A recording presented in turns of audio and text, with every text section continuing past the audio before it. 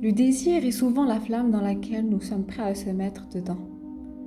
Pensez aux films comme 50 Shades of Grey ou des films classiques de Bad Boy ou Bad Girl qui sont tous remplis de dangers sans engagement. Cependant, le désir est essentiel dans les premiers niveaux d'amour. Sans le désir de d'abord vouloir la personne, on ne peut pas expérimenter de l'intimité. Alors, comment saurons-nous si nous sommes toujours coincés dans la première phase d'attraction physique ou prêts à passer à quelque chose de plus significatif et durable? Voici 6 différences entre le désir et l'amour. Premièrement, le désir est initié par de l'attraction physique, alors que l'amour provient de connexions émotionnelles. Tout commence dans notre cerveau. Quelle partie du cerveau est activée lorsque vous passez du temps avec votre partenaire? Des études montrent que le désir active la région associée avec les récompenses et la motivation, alors que l'amour stimule la région qui aide à sympathiser. Le désir occure lorsque vous et votre partenaire n'ont pas tellement de choses à vous dire, mais ayez du bon sexe. Cela arrive souvent chez les personnes qui ne sortent pas ensemble depuis longtemps. L'amour, en revanche, arrive lorsque vous appréciez votre partenaire pour quelque chose de plus que son physique, et avec lesquels vous passez du bon temps. C'est ce qui crée le début d'une relation profonde et sérieuse. Deuxièmement, avec le temps, l'amour grandit, alors que le désir s'affaiblit. Le psychologue et sexologue Shannon Chavez prétend que l'attachement et la liaison évoluent avec le temps, et même l'amour. Mais le désir est plus temporaire et s'affaiblit lorsque le désir sexuel s'estompe. Si une relation est basée seulement sur le désir, il n'y aura inévitablement aucune fondation pour tomber amoureux. Le désir est comme les montagnes russes, mais ne peut seulement être maintenu à travers des plaisirs physiques. Lorsque le vrai travail entre en jeu, la dynamique passe soit à l'amour ou la relation commence à s'effondrer. Troisièmement, le désir est basé sur des fantaisies. L'amour, par contre, opère dans le monde réel. Avez-vous déjà pensé à des relations passées et vous êtes demandé comment vous vous êtes mis ensemble? Je ne sais pas pour vous, mais moi si.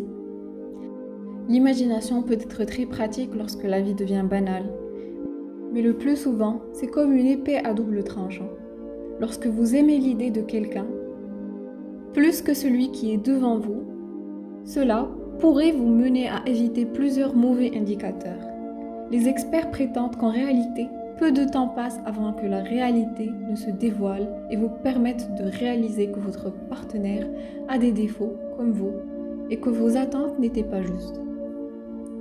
Quatrièmement, dans le désir, vous et votre partenaire sont des partenaires romantiques, mais en amour, vous êtes des amis à vie. Les personnes qui tombent dans le désir ne sont que des amoureux, alors que le vrai amour se construit sur des fondations de forte amitié. Il est vrai que 2 personnes peuvent être d'accord d'être dans une relation, partent dans des rendez-vous et même rencontrent les familles de leurs partenaires. Mais s'ils manquent de compromis, communiquent rarement et n'arrivent pas à se comprendre, les prospects d'avoir un futur ensemble restent très minimes. Cinquièmement, le désir est tout au sujet de recherche de sensations fortes, alors que l'amour est au sujet de la recherche de la stabilité. Des chercheurs ont examiné les IRM de personnes dans le désir et ont trouvé que leur cerveau ressemble à celui des accros à la cocaïne. C'est pour cela que l'engouement ne dure pas longtemps. Amour. L'effet de drogue disparaît lorsque vous ne pouvez plus ressentir le désir sexuel.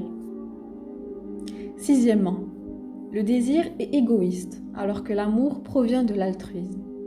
Lorsque vous aimez quelqu'un, vous vous concentrez plus à les aider à atteindre leurs objectifs et vous vous souciez de leur santé et bonne humeur. Par contre, le désir vous met au centre et dépend seulement de vos propres envies, comme booster votre ego lorsque vous êtes avec votre partenaire attirant. Pour pouvoir avancer d'un stage initial de désir vers l'amour, vous devez déterminer si vous vous voyez faire des faveurs ou des sacrifices pour votre partenaire. Vous pensez être dans l'amour ou dans le désir? On espère que cette vidéo vous permet de faire la différence entre les deux. Souvenez-vous que juste parce que vous expériencez du désir ne veut pas dire que vos émotions ne peuvent pas se développer en amour. Je vous prie de bien vouloir partager avec nous vos pensées. et assurez-vous de voir les vidéos précédentes. Merci!